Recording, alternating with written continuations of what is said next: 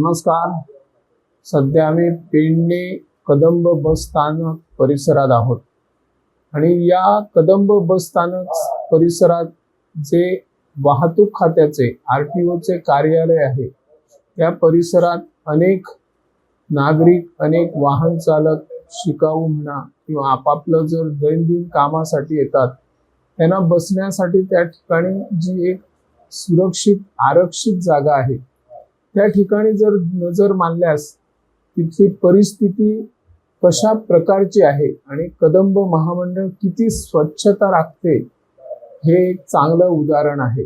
सरकारने याकडे गांभीर्याने लक्ष देऊन दैनंदिन कामासाठी वाहतूक खाते किंवा वेगवेगळ्या खात्यामध्ये काही नागरिक कामाच्या निमित्ताने असतात, त्यांना बसण्यासाठी त्या ठिकाणी जागाही उपलब्ध आहे.